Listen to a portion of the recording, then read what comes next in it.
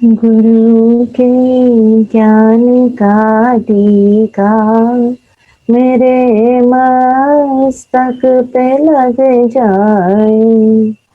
मैं ना सोचूं न कुछ समझूं, मैं ना सोचूं न कुछ समझूं, गुरु से हल में बस जाए। गुरु से हल में बस जाए। अरहंत पितरा परमात्मा निर्गुण सतगुरुदेव आगम वाणी को भाव वंदन। अनंत उपकारी पूज्य विराट गुरुदेव पूज्य वैभव श्री जी महाराज को वंदन नमन। सृष्टि के समस्त षट जीव निकाय से प्रतिपल मिल रहे सहयोग के लिए आभार आभार आभार। उपस्थित सभी भव्यात्माओं की भव्यता को प्रणाम। पूज्य विराट गुरुदेव निर्दिष्ट और पूज्य वैभव श्री जी महाराज द्वारा रचित ये पुस्तक समय बच्चिका सामायिक का विज्ञान, इस पुस्तक का वाचन हम पिछले कुछ महीनों से कर रहे हैं। ये पुस्तक मात्र किसी सूत्र का या किसी शब्द का विवेचन नहीं, ये पुस्तक निर्देश है हमारी अंतर यात्रा के लिए, और ये शायद हम सब का अनुभव रहा ही होगा। इस पुस्तक के माध्यम से हम स्वयं को जानने की यात्रा पर आगे बढ़ रहे हैं। ऐसा नहीं है कि इस पुस्तक में आपको कहीं कुछ पता चले कि ऐसा करेंगे तो ऐसा हो जाएगा, ऐसा कोई क्लेम, ऐसा कोई दावा इस पुस्तक में नहीं किया जा रहा। ये पुस्तक मात्र आपको कुछ इंस्ट्रक्शन दे रही है कि आप किस तरह अपनी यात्रा पर अग्रसर हो सकते हो। जानना स्वयं को है और जानना स्वयं के भीतर ही है, बाहर कुछ भी नहीं है। तो उस भीतर की यात्रा पर बढ़ने के लिए कुछ निर्देश, कुछ पाथेय ये पुस्तक प्रोवाइड कर रही है। 2 खंडों में हमने इस पुस्तक के जो 2 खंड है, उन 2 खंडों में हमने सामायिक क्यों, कैसे, शास्त्रों में क्या है, विज्ञान में इसका कहाँ है। हालांकि शास्त्र की किसी भी बात को हम मात्र इसलिए मान लें क्योंकि विज्ञान कह रहा है तो वो भी सही नहीं है, क्योंकि विज्ञान संकुचित है, किसी एक डायमेंशन की बात करता है। पर मजबूरी की बात हो गई कि आज का युवा वर्ग या कहें कोई भी विज्ञान को अधिक सत्य मानता है, अपने अनुभवों को नहीं। तो कोई बात नहीं, चलिए हम उस स्तर पर भी हमने बात कर ली। हमने प्रचलित परंपराओं के विज्ञान को जाना, परिपाटियों के पीछे छुपे हुए रहस्य को जाना, जिसको हमने अपनी अज्ञानता से ढांप दिया था, और एक ऐसे मोड़ पर चले गए जिसका कहीं कोई औचित्य नहीं। इस पुस्तक के माध्यम से हम जान रहे हैं कि सत्य क्या है। और again this is also an information. आपको अपनी बात जानने के लिए, अपने बारे में जानने के लिए भीतर की यात्रा ही करनी होगी। ये एक तरीका है स्वयं को जानने का जो जैन सूत्रों में उल्लिखित है। यही एकमात्र तरीका है ऐसा दावा नहीं है। अब चूंकि हम सारे पाठों के विवेचन जान चुके, हम सूत्रों के अर्थ जान चुके, तो अब हम जो बात कर रहे हैं वो बात कर रहे हैं इन पाठों के विधि विधान भी हमने जान लिया पिछले 2 दिनों में। अब हम प्रातःकालीन प्रार्थना और सामायिक के हिंदी पाठों को जान रहे हैं। कई लोग आप में से इसको डेली कर भी रहे हैं, जो नहीं कर रहे हैं वो करना प्रारंभ करें और अपने अनुभवों को खुद अनुभूत करें।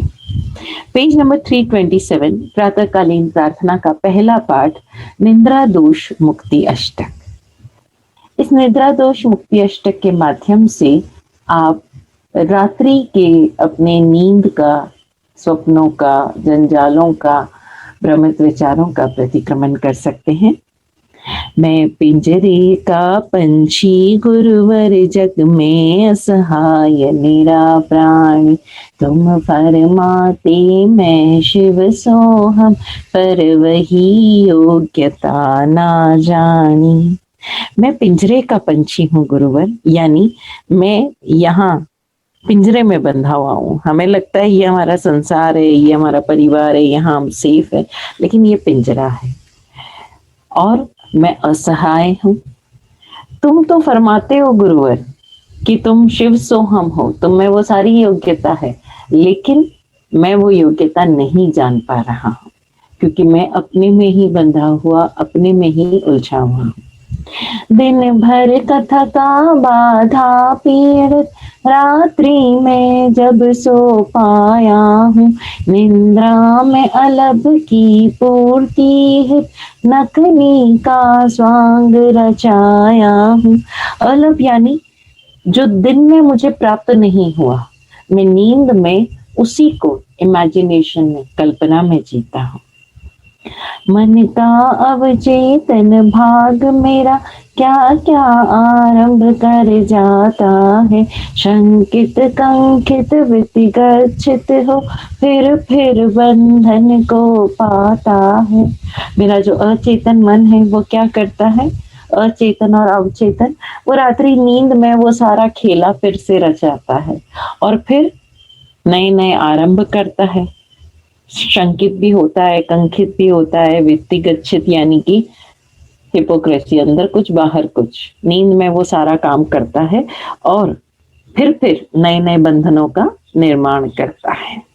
मैथुन आहार वचन दृष्टि काया प्रमाद की हर हलचल, भय गौरव लाभ निमित्त कोई शैया सुख इच्छा चहल पहल।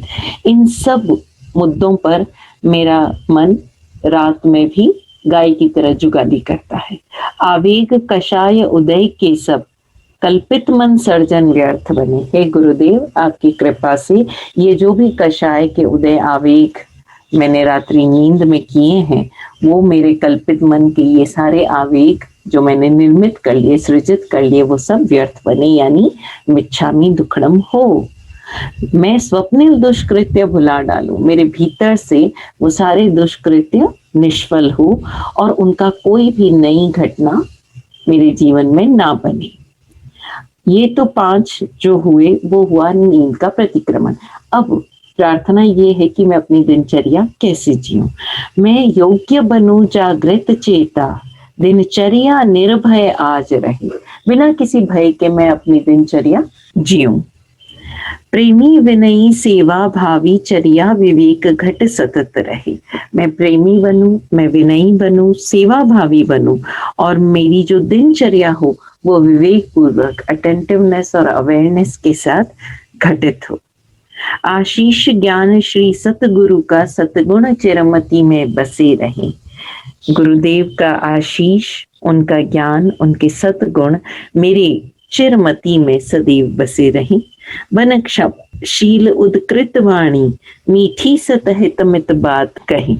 मेरे भीतर से उठी हुई, आत्मा से निकली हुई जो वाणी है, वो वाणी क्षमाशील हो, मीठी हो और सत हितमित हो, ऐसी ही बात कही। मन वच काया निंद्रा दूषण जो हुए क्षमा सबसे पाऊं। मैं मन वचन काया से जो भी मेरे दूषण हुए हैं, मैं सबसे क्षमा प्राप्त करूं, सबसे, और नमोकार मंत्र आराधन कर आगम सतगुरु शरणा भाव। मैं नमोकार मंत्र का आराधन करते हुए सतगुरु का और आगम वाणी का शरणा प्राप्त करूं, ऐसी मेरी भावना है। और फिर आप अपनी निद्रा का पूरा प्रतिक्रमण करते हुए अपनी दिनचर्या में आगे बढ़ें और सुबह नींद से जागते ही बिस्तर पर सबसे पहले ये निद्रा दोष प्रतिक्रमण करें। ऐसा नहीं है कि पहले मैं उठूं बैठूं फिर जब टाइम मिलेगा तब करूं ना, तुरंत ही, क्योंकि फिर मन जब इधर उधर कहीं हो जाता है तो वो सारी चीजें भूल जाते हैं हम। अब इसके बाद है आभार मंत्र षटकाय प्रार्थना। पृथ्वी काय मंत्र वसुधा तो उपकारी गजब आधार है रे। महत सुख मैं जरूरत हित गात के जो कर रहा हूँ भंग तुक। सुख कहते हैं नेचुरल प्राण धारा को, जो पृथ्वी का है। पृथ्वी का है, जीवित है, जीवन है पृथ्वी में। उस पृथ्वी काय की जो नेचुरल प्राण धारा है, उसको अगर मैंने भंग किया हो, तुक यानी उस व्यवस्था को, जो उसकी पृथ्वी काय की अपनी एक व्यवस्था होती है, अगर मैंने उस व्यवस्था को कहीं भंग किया हो अपने जरूरत के लिए, गात यानी शरीर के लिए, और तुम सहनशीला धन्य हो मुझ में भी ऐसा गुण खिले। हे पृथ्वी, तुम तो सहनशीला हो, मुझ में भी तेरा ये गुण खिले। और अगर मुझे आवश्यकता नहीं हो तो मैं तेरे प्राणों का घात किसी भी हालत में ना करूं, जरा सा भी ना करूं। काया कलाप से जो रथी हूं कष्ट तुझको दे रहा। मेरे अपने क्रियाकलाप से तुझे कष्ट तो होता ही है। मैं चलता हूँ, फिरता हूँ, कुछ भी करता हूँ, पृथ्वी का ये जीवंत है प्रतिपल, और इसकी ये जीवंतता महसूस कर रहे हैं, तभी तो हम टिके हुए हैं। आप देखो ना, इसमें ग्रेविटेशनल पुल है, तो हम टिके हुए हैं यहाँ पर। तो मैं, जो तेरा ये गुण है, ये तो मुझ में खिले, और मैं ये प्रयास करूं कि किसी तरह से मेरे कारण तुझे अनावश्यक कष्ट ना हो। यदि आवश्यकता हो नहीं, यदि आवश्यकता नहीं हो तो मैं तुझे कष्ट ना दूं। अब क्या करूं, मेरा तो जीव शरीर जो है वो तेरे बिना नहीं चल सकता है, मेरी जो दिनचर्या वो तेरे बिना नहीं चल सकती, इसलिए मुझे तुझे कष्ट तो देना ही पड़ेगा। काया कलाप से जो रथी हूँ कष्ट तुझको दे रहा, रे सहन मुझको कर सरल दिल मैं कपट बिन कह रहा। और जो मेरे कायाकलाप से तेरे को कष्ट हो भी रहा है, तो मैं तुझसे ये रिक्वेस्ट कर रहा हूँ कि हे सरल दिल, तू प्लीज मुझे सहन कर। और ये बात मैं बिना किसी कपट के कह रहा हूँ, बिना किसी औपचारिकता के कह रहा हूँ।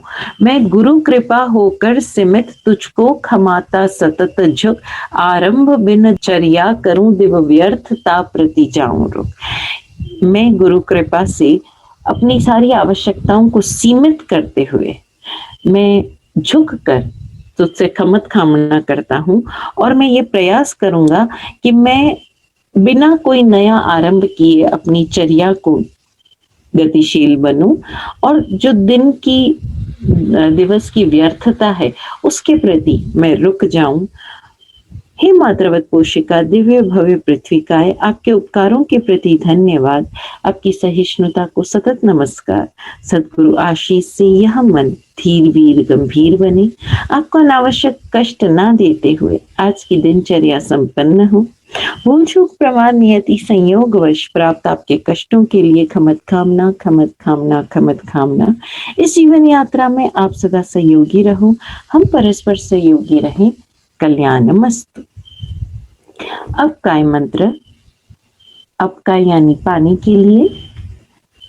अब काय मंत्र, पानी तेरे बिन मैं न जी सकता कभी संसार में, पर बन सकूं माध्यम तेरे कृत कृत्य यह आभार है। फिर भी तेरी सुख व्यवस्था में ना कोई व्यवधान हो, प्रासुक ग्रहूं बस मैं तुम्हें और जिंदगी आसान हो, यह जिंदगी आसान हो। पानी के बिना हम बिल्कुल भी संसार में जी ही नहीं सकते, लेकिन हम, जैसे वो हमारे लिए माध्यम बनता है पानी, वैसे हम भी उसके लिए माध्यम बने, उसके फ्री फ्लो में कहीं किसी प्रकार का कोई रुकावट ना करें। प्रयास करें किसी भी तरह से पानी को हम पॉल्यूट ना करें, है ना। हम लोग क्या है कि बातें तो बड़ी बड़ी करते हैं, घर में तो एक बाल्टी पानी के लिए भी मैं देखती हूँ कुछ संप्रदाय ऐसे हैं जो नहाएंगे भी नहीं, जरा सा पानी का वो बूंद भी गिर जाए तो पाप लग गया, पाप लग गया। और वही लोग अपनी फैक्ट्रियों के जो निकलता है, वेस्ट निकलता है, उसको वाटर बॉडीज में छोड़कर पूरा पूरा पानी का तालाब पूरे पूरे लैंड को मार देते हैं। पूरी पूरी उनके उस फैक्ट्री से निकले हुए विषैले पानी या गैसेस से आसपास की पूरी जमीन बंजर हो जाती है। पूरी की पूरी जो आसपास वाटर बॉडीज है, नदियां हैं, मुझे कहना नहीं चाहिए लेकिन एक शहर की बात है, आप लोग, मैं किसी शहर का नाम नहीं ले रही हूँ, या ले भी लूं तो चलेगा। पाली जो शहर है वो गढ़ है जैनों का। हर संप्रदाय के वहां पर इतने घर हैं कि उसका कोई मुकाबला नहीं। और हाईएस्ट फैक्ट्रीज जो है पाली में वो सब जैनों की है, और उन सेक्ट्स की है जो लाइट नहीं जलाते, पानी का वो व्यवहार नहीं करते। साधु साध्वी जी इतने स्ट्रिक्ट है, और यहाँ तक कि सावक साविकाएं भी बड़ी स्ट्रिक्ट है उस मामले में, और धर्म पालन करती हैं, वो करती हैं। और पाली की जो नदी है, पाली को द मोस्ट पॉल्यूटेड किसी टाइम में राजस्थान के उधर का घोषित किया गया, क्योंकि वहां टेक्सटाइल इंडस्ट्री से निकलने वाला जो वेस्ट है उसने पाली के आसपास के सारे तालाबों को, सारे पानी को, यहाँ तक कि लैंड तक को इतना ज्यादा पॉल्यूट कर दिया है कि सरकार उसके लिए कई फैक्ट्रीज बंद करवा चुकी है। और ये वही लोग हैं जो तथाकथित धार्मिक लोग हैं, जो 6 काय जीवों की यात्रा करते हैं, जो पता नहीं क्या क्या करते हैं धर्म के नाम पर। And I was shock to hear that कि वहां की पूरी जो नदी है, अब तो उस नदी का नामो निशान नहीं है, वो नाला ही बन चुकी है, और वहां की जितनी वाटर बॉडीज है सब पोल्यूटेड है। वहां की जो एयर है वो आपको पोल्यूटेड मिलेगी, क्योंकि इतना धुआं छोड़ रही है। वहां पे कोई ध्यान नहीं रखेगा। और वो घरों में आप चले जाओ तो हो पानी धोवन पानी पीना है, कोई गर्म पानी पी रहा है, वो कच्चा पानी यूज नहीं करना है, नहाना नहीं है, लोग नहाते नहीं है, पोषण करते हैं, और उन्हीं की फैक्ट्रियों में उसी की ट्रेडिंग हो रही है, उसी का वो काम कर रहे हैं, उस पर कोई ध्यान नहीं जा रहा है। फसलें खराब हो रही है, कितने लोग बीमार पड़ चुके हैं, कितने लोग जो गरीब बस्ती के लोग हैं, ऑब्वियसली दे आप लोग अपने घरों में एसी में रह रहे हो, लेकिन वो तो उसी पोल्यूटेड एयर को कर रहे हैं। कितने पंचेंद्रिय प्राणियों की आप उसका वो कर रहे हो। पूरे के पूरे तालाब में कचरा भरा हुआ है, वो सारा की सारा वेस्ट पानी जा रहा है। एंड ये तो एक बात है, आप बालोतरा को देख लीजिए आप, ये तो मुझे तो कुछ एरियाज पता है जहां ये फैक्ट्रीज है, और भी होंगी। और बालोतरा भी गढ़ माना जाता है, नाकोड़ा तीर्थ फेमस है जैनों का। और हम बात करते हैं 6 काय जीवों की यातना की। हम कहते कुछ और हैं और करते कुछ और हैं। हाँ, हम सभी कहते कुछ और है और करते कुछ और ही है। आज जो एसी से जो भी वो गैस निकलती है, I don't know the name, वो सबसे ज्यादा पोल्यूट करती है। एसी, रेफ्रिजरेटर एंड माइक्रोवेव, इनसे जो रेडिएशंस और जो गैस बाहर निकलती है वो सबसे ज्यादा पोल्यूट करती है एयर को। और मुझे कहने की जरूरत नहीं, छोटे से छोटे जैन का घर होगा ना, वहां आपको एसी मिलेगा।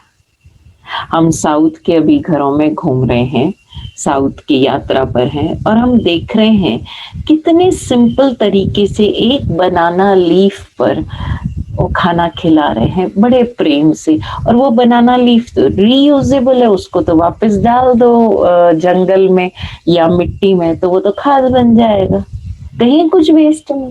बर्तन ही यूज नहीं करे तो ना तो लिक्विड यूज होगा उसको धोने के लिए, ना पानी वेस्ट होगा उसको धोने के लिए।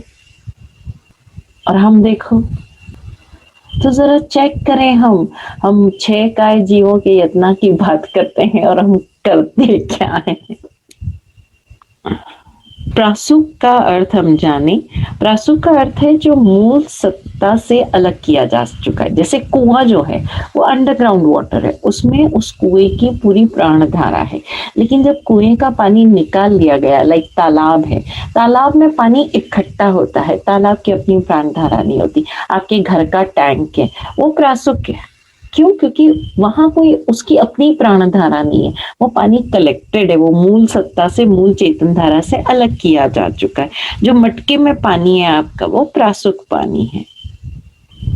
तेऊ काय मंत्र, अग्नि तेरा एहसान, यह सुखमय मेरे ये प्राण है, करुणा बहे घट में मेरे, तेरे प्रति यह आन है, ना व्यर्थ छेड़ू मैं तुझे, दे सिद्ध यह बुद्धि मुझे, यदि हो चले अपराध कोई, तू मिले शुद्धि मुझे, हाँ जी मिले शुद्धि मुझे। आण यानी वचन, वचन देना। अग्नि के कारण, यानी ये जो शरीर में अग्नि तत्व है, इस पूरी पृथ्वी पर जो अग्नि तत्व है, उसके कारण मेरे ये प्राण सही सलामत चल रहे हैं। हमारे भीतर ये जो प्राण सत्ता है, जो ये ताप है शरीर का, ये क्या है? ये अग्नि तत्व है। और इसके कारण मेरे भीतर ये जीवन चल रहा है, और मेरे जीवन से इस पूरी सृष्टि में करुणा प्रवाहित हो, ये मैं उस अग्नि तत्व को वचन दे रहा हूँ। ना व्यर्थ छेड़ू मैं तुझे, दे सिद्ध यह बुद्धि मुझे। मैं अकारण इसको छेड़ू नहीं, इस अग्नि की धारा को। और अग्नि में गुण कौन से हैं? तेजस्विता एवं निश्चल दृढ़ चित्तता का। तो ये गुण मेरे भीतर भी खिले। कैसे खिले? कि मैं अपनी इष्ट साधना में दृढ़ संकल्पित रहूं, ये गुण मेरे भीतर भी खिले। इसी तरह से वायु का, वायु मेरे प्राणों का संबल हूँ, जुड़ा तुझसे सतत, हो क्षमन सब अपराध मेरे, कष्ट यदि पावे महत, जैसे तू मुझको सहन करता मैं भी वैसा ही करूं। देखो ना, हम जरा भी हिलते डुलते हैं, वायु का ही तो चारों तरफ है ना, एटमॉस्फेयर चारों तरफ है, हम जरा भी हिलते डुलते हैं तो वायु काय के जीवों को कष्ट तो होता ही है ना। तो हम ये कह सकते हैं कि जैसे तू मुझको सहन कर रहा है, वैसे ही मैं भी तुझको सहन करूं। जरा सी गर्मी हुई नहीं, हम चिल्लाने लगेंगे, हाय गर्मी, हाय गर्मी, हाय गर्मी। जरा सा ठंड हुआ, हम फिर वेदर को कोसने लगेंगे। लेकिन मैं ये प्रयास करूं कि चाहे तेरा गर्म प्रवाह हो, चाहे शीत प्रवाह हो, मेरे दिल में प्रतिपल तेरे लिए हेत रहे, प्रेम रहे। वायु का गुण क्या है? इसकी अक्रम सहज प्रवर्तना, मतलब कोई सीक्वेंस नहीं है कि ये नॉर्थ टू साउथ बहेगी या ईस्ट टू वेस्ट बहेगी या वेस्ट टू ईस्ट बहेगी, कुछ नहीं है, अक्रम है, अंदर बाहर। अच्छा, दूसरा, कहीं बंदिश में नहीं है, बंधती नहीं है, छोटा छेद हो, बड़ा छेद हो, कहीं से भी बह जाए। तीसरा, ये किसी को भी बांध के रखती नहीं, खुद बनती नहीं, कचरा उठा के ले जाएगी, दूसरे आगे जाके छोड़ देगी, अपने साथ कुछ भी बांध के नहीं रखती। तो मैं भी ऐसे ही रहूं, अपरिक रही, कपट रही, कुछ अपने भीतर रखो ही नहीं, सिर्फ अपने आत्मवद्य यानी अपने आत्म संगीत में रमा रहूं। वनस्पति काय मंत्र, हरितक जगत में तू सुशोभित, सृष्टि यह सौंदर्य पावे, पासहारा भोज औषध, जीव सब सुख शांति पावे, न अकारण कुछ अचित हो, यत्न यह मुझ में रहे, अवश्य की आगार में भी भाव करुणा का बही। इस पृथ्वी पर हरितक की वजह से सारा शोभा है, उसी की वजह से सारी सुंदरता है। सोचो, ये पृथ्वी पर अगर हरितक ना हो तो सुंदरता होगी क्या? और इसी से हमें सहारा मिल रहा है, भोज मिल रहा है, औषध मिल रहा है, और सारे ही जीव बड़ी सुख शांति से इस हरितक के जो विस्तार है उसमें जी रहे हैं। हम प्रयास क्या करें? हमारा यत्न क्या रहे कि मैं कुछ भी अचित ना हो, अवश्य की आगार भी जो मैं ग्रहण कर रहा हूं उसमें भी भाव करुणा का रहे। वनस्पति का गुण क्या है? तितिक्षा, त्याग और मौन, उपकार। वो अपने उपकारों को गिनाता नहीं है, सब कुछ दे देता है लेकिन कभी गिनाता नहीं है। तुम धन्यवाद दो ना दो, वो तो निस्वार्थ भाव से देता रहता है। तो हम भी ऐसे बने, तन मन वचन शरणागत रक्षक बने, निष्काम बने, कर्म योगी बने, सेवा भावी बने, और ऐसे ही उत्कृष्ट त्यागी बने। त्रस्काय आभार मंत्र। बेत्री चौ पंचेंद्री जीवन व्यर्थ न दंडित कभी बने, नारक सुर भी मम भावों से जागृत या सोते न हने। बे त्रि चौ और पंचेंद्री जीवन हमारे द्वारा व्यर्थ कभी दंडित ना हो। नारक सुर भी, चाहे नर्क के जीव हो चाहे स्वर्ग के जीव हो, मेरे भावों से कभी भी, चाहे मैं जागृत हूं चाहे सोते हुए, मैं कभी भी उनका हनन ना करूं। रहे समानुभूति हर नर से, मानव सेवा चित्त बसे। समानुभूति रहे, कोई दया की बात यहाँ नहीं हुई। दया तो बाद में आएगी, दया का असली अर्थ तो हमें बाद में समझ में आएगा, लेकिन पहले समानुभूति तो रखें, और कम से कम मानवों से तो रखें। तर्कों के जाले से हटकर, मैं किसी प्रकार के तर्क वितर्क में ना उलझूं। तर्कों के जाले से हटकर ज्ञान कसौटी खरी कसे, ज्ञान मेरे आत्मा की कसौटी पर खरा हो। पहले सीखूं प्रेम ज्ञान, पहले मैं प्रेम तो सीखूं, और जब प्रेम होगा, ज्ञान होगा, तो फिर दया का मैं सच्चा अर्थ जान पाऊंगा। पहले जानने का कोई अर्थ ही नहीं है। शोधूं आगम घट में उतरूं, मैं अपने भीतर उतरूं और शोध करूं, और फिर श्रद्धा से भर कर मानूं। हम बिना शोध किए ही कही गई चीजों को हम श्रद्धा है, श्रद्धा है। श्रद्धा का अर्थ क्या हुआ? सम्यक प्रकार से मैं सुनूं, सम्यक प्रकार से मैं देखूं, जानूं, और फिर उसे आचरण में उतारूं। इतनी कृपा करो गुरुवर में, निज अंतर में डूब मरूं। गुरुदेव बस इतनी कृपा कर दो, मैं अपने अंतर में ही डूब कर मर जाऊं, मेरा ये मैंपना खत्म हो जाए। स्वयं समर्पित जीना सीखूं, जब मैं स्वयं समर्पित होकर जीना सीख जाऊंगा, तो मैं इस जग में कहीं कुछ ज्योति भर सकता हूं। पुनः नमो सारी दुनिया में जो भी साधु भाव मधुर, अशरण शरण सदा ही शरणा। शरणा किसका लो में? अशरण का, जो स्वयं किसी की शरण में नहीं, अभय है। मैं उनका शरणा रहूं और मेरे भीतर निरंतर ज्ञान का उद्घाटन होता रहे। त्रस्काय किस तरह रह रहे हमारे साथ? पड़ोसी की तरह, भूत भवी जीवों, पड़ोसी की तरह रह रहे हैं। इसलिए चाहे कोई हो, कैसा भी हो, उनके प्रत्यक्ष अप्रत्यक्ष उपकारों के प्रति धन्यवाद। उनकी जो भी स्वाभाविक होनापन है, चाहे वो सांप है, चाहे नेवला है, चाहे शेर है, चाहे चीता है, चाहे चींटियां है, चाहे कीड़े हैं, कोई भी हो, उनके स्वाभाविक होनेपन को नमस्कार। सदगुरु आशीष से हमें क्या प्राप्त हो? सदा सत्संग प्राप्त हो।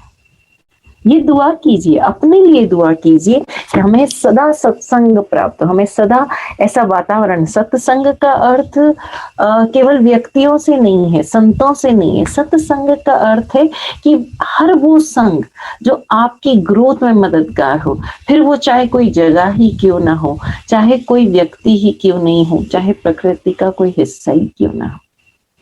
आपको ऐसे ही लोग मिले जीवन में, ऐसा ही वातावरण मिले। ये दुआ और प्रार्थना स्वयं अपने लिए कीजिए रोजाना। हमारी अनंत भव्यता आनंद के साथ स्फुरित हो। हम सब भव्य हैं, लेकिन वो अनंत अनंत भव्यता हमारे भीतर से स्फुरित हो। और सबके आखिर में हम क्या कहते हैं कि आपको अनावश्यक कष्ट ना देते हुए आज की दिनचर्या संपन्न हो। भूल चूक या प्रमाद या नियति संयोगवश आपको अगर कोई कष्ट हमारे द्वारा प्राप्त हुआ है, तो उसके लिए मैं खम्मत खामना खम्मत खामना खम्मत खामना के भाव प्रसारित करता हूँ। इस जीवन यात्रा में आप सदा सहयोगी रहें और हम भी आपके लिए सहयोगी रहें, हम परस्पर सहयोगी रहें। कल्याणमस्तु। ये प्रार्थना हम रोजाना सुबह करें। सही अर्थों में 6 काय के प्रति आभार। और आप आज तक जिस भाषा में यतना कहते आए हो, वो यतना तभी हो सकती है जब उन 6 काय जीवों के प्रति हमारे भीतर समानुभूति हो, है ना। कल हम और आगे के जो पाठ है उनके बारे में करेंगे। फिर रिक्वेस्ट करूंगी कि जो जगत आभार अतिवसाय है, जो सम्मतम प्रार्थना है, जो आत्म मंत्र है, उसे भी एक बार पढ़ ले। जय हो।